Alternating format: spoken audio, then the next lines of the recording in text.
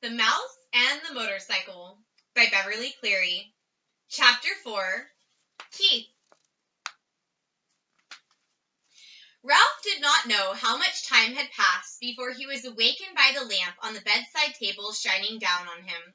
He squeezed himself into the tiniest possible ball, wrapped his tail around his body, and tried to make himself as thin as the apple core.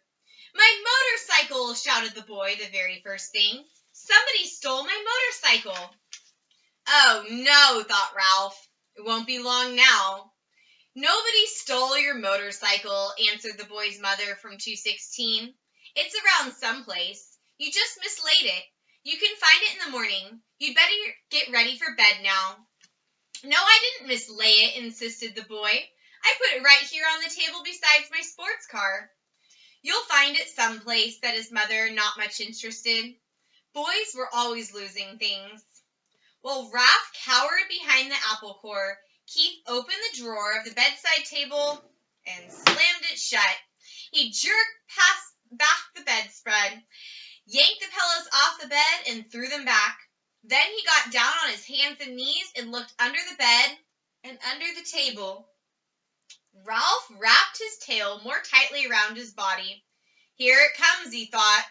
The boy's face appeared in the opening at the top of the wastebasket. Ralph's heart raced like a motor. "Ha!" said the boy to himself. "Here it is. I wonder how it got there." His hand came down into the wastebasket to seize the motorcycle and lift it out.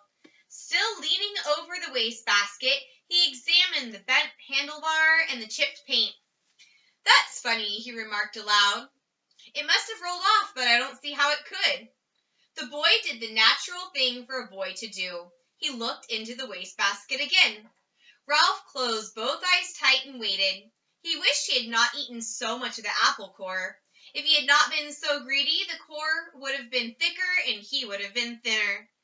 "Hey!" whispered the boy, obviously very much surprised. "How did you get in here?" He was careful to keep his voice lower than the sound of the breezes in the pines outside the window. Ralph did not move. He was grateful to the boy for not touching the apple core, even though it was really no protection at all. "Psst!" whispered the boy. "Are you asleep?" Still Ralph remained motionless except for a slight quiver of his whiskers, which he was unable to control. The boy was silent, but the mouse could feel the rhythmic drafts of his breathing. The boy must be thinking. But what was he thinking? That was what was worrying Ralph.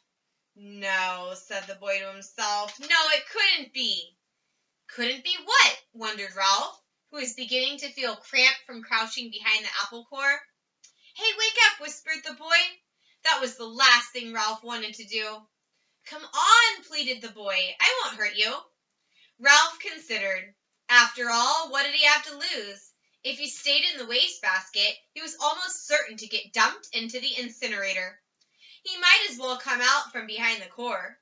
If he did, he might find some opportunity to escape. Cautiously, he moved his head from his paws and opened one eye. The boy was smiling down at him. Encouraged, Ralph opened the other eye and lifted his head. "That's the stuff," encouraged the boy. "Now come on, tell me, did you or didn't you ride my motorcycle off the bedside table?" This took Ralph by surprise. He had not expected the boy to guess what happened. "Well, yes. I guess you might say I did," confessed Ralph, rubbing his achy muscles. "I thought so." Neither the mouse nor the boy was the least bit surprised that each could understand the other. Two creatures who shared a love for motorcycles naturally spoke the same language. "That must have been some accident. Did it hurt much?" "Oh, some," answered Ralph with a display of bravado. "Anyway, I didn't exactly ride it. I really coasted off. The telephone rang and startled me. Now, how about getting me out of here?" "Just a minute," said the boy. "How did you get up here in the first place?" "Climb, stupid. On the telephone cord." Ralph instantly regretted his rudeness. He had better watch his tongue if he expected any help in escaping from the wastebasket. "Oh, of course," said the boy apologetically. "I should have thought of that myself." At that moment, there came a quick knock on the door to room 215 and the rattle of a key. "Help!" cried Ralph. "The maid! Don't let her see me!" Before the boy could do anything, the maid burst into the room. "Oh, excuse me." She seemed surprised to see a boy kneeling by the wastebasket. "I've come to turn down the bed." "That's all right," said the boy quickly. "I can do it myself. Thanks anyway." "Thank you," said the maid, backing out of the room. Ralph knew she was not anxious to waste time turning down the bed. As soon as she finished her duties, she was going out to the parking lot to meet a busboy, a college boy whose job was clearing tables in the dining room. "Whew, that was close." The boy seemed every bit as relieved as Ralph. "I'll say," agreed the mouse. "Keith," called his mother from room 216. "Are you getting ready for bed?" "Sort of," answered Keith. "You better come in our bathroom and take a bath," said his mother. Gee, Mom, do I gotta?" asked Keith. "Yes, you do," said your father. "And don't forget to brush your teeth," said his mother. "I won't," promised Keith. Then he whispered to Ralph, "You just lie low. I'll hurry and take a bath and get into bed and turn out the light, and after Mom comes and kisses me goodnight, we can talk some more." Lie low indeed. Ralph was indignant. He couldn't lie much lower if he wanted to, and he certainly did not want to sit around waiting to talk. He wanted to get out of that wastebasket. Once he was out, he would see about talking, but not before. Ralph could hear the boy splashing in 216's bathtub and then hastily brushing his teeth in 215's wash basin. After this, there was the sound of a suitcase being opened and clothes dropped on the floor. The boy hopped into bed, and to Ralph's relief, the light was turned out. In a moment, Mrs. Gridley came in to kiss her son good night. "Night, Mom," said the boy, sounding as if he were already drowsy. "Good night, Keith," said his mother. "It looks as if we are going to stay here for a few days. Your father refuses to budge." "That's okay," muttered Keith, giving the impression he was almost asleep. "Good boy," said his mother. "You're a good sport." "Good night, son," said the boy's father from the doorway between the two rooms. Keith did not answer. Instead, he breathed slowly and deeply, and as Ralph thought, a bit too noisily. There was no sense in overdoing things. As soon as all was quiet in the next room, the boy swung his legs out of bed, fumbled around in the suitcase, and shone a flashlight into the wastebasket. Almost blinded by the unexpected light, Ralph held his paws over his eyes. "Hey, cut that out." He could not remember to be polite. "Oh, sorry." The boy laid the flashlight on the bed, where its beam shone across the wastebasket rather than into it. "That's better," said Ralph. "Now how about getting me out of here?" As an afterthought, he added, "Please." The boy ignored the mouse's request. "How would you like to ride my motorcycle?" he asked. Ralph's heart skipped a beat like a motor missing on one cylinder. The mouse-sized motorcycle really would run after all. And there was one thing certain. Since the motorcycle really would run, the boy could not expect him to ride around the bottom of a wastebasket. Sure. Ralph tried to sound calm. The important thing was to get out of this prison. He braced himself, dreading the touch of the boy's hand on his fur. To Ralph's surprise, the boy did not reach in and grab him.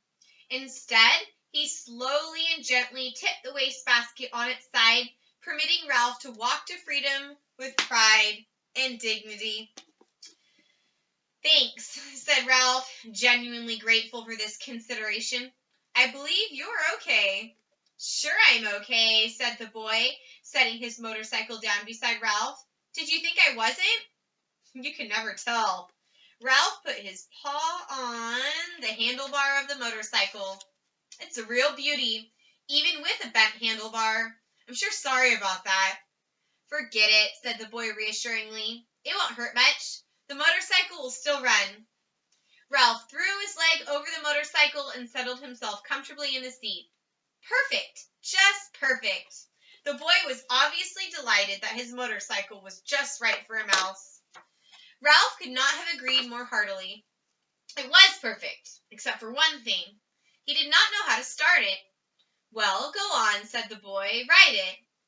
Ralph was ashamed to confess his ignorance. I don't know how to start it, he admitted. It's the first motorcycle I have ever had a chance to ride. You have to make a noise, the boy explained matter-of-factly. These cars don't go unless you make a noise.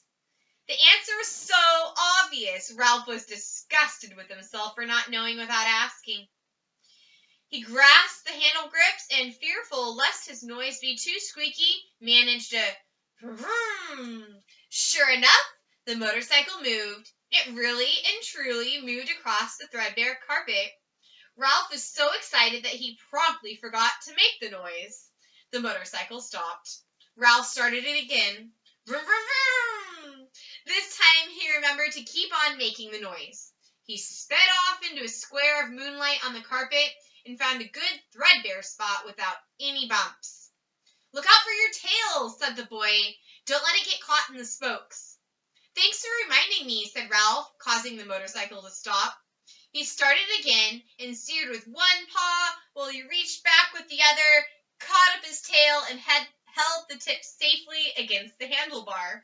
It was a glorious sensation, speeding around on the carpet, freely and noisily, and most of all, fast. The motorcycle sped up as Ralph made more noise. If he slowed the sound, the motorcycle slowed down. He promptly sped up and raced around in the rectangle of moonlight, where he made another discovery. When he ran out of breath, the momentum of the motorcycle carried him on until he could take another breath.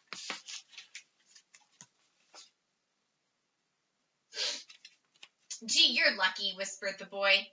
In order to answer, Ralph had to stop. I am? It had never occurred to him that a mouse could be luckier than a boy. You sure are. The boy spoke with a feeling. My mother would never let me ride a motorcycle. She would say I might break a leg or something silly like that. Well, if you want to come right down to it, said Ralph, I don't suppose my mother would be exactly crazy about the idea. He began to have an uneasy feeling that he really should be getting back to the mouse hole. Anyway, said the boy gloomily, it will be years and years before I'm old enough to ride a motorcycle, and then when I am old enough, my mother won't let me. Ralph really felt sorry for the boy, hampered as he was by his youth and by his mother. Go on, ride it some more, said the boy. I like to watch. Vroom, vroom, vroom. Ralph started the motorcycle again and rode it around in the moonlight once more, faster and faster, until he was dizzy from circling, dizzy with excitement, dizzy with the joy of speed. Never mind the danger, never mind what his mother thought. This was living. This was what he wanted to do. On and on and on. Lucky, whispered the boy with envy in his voice. Ralph did not answer. He did not want to stop. That's the end of chapter 4. Keith, the next chapter will be chapter 5, Adventure in the Night.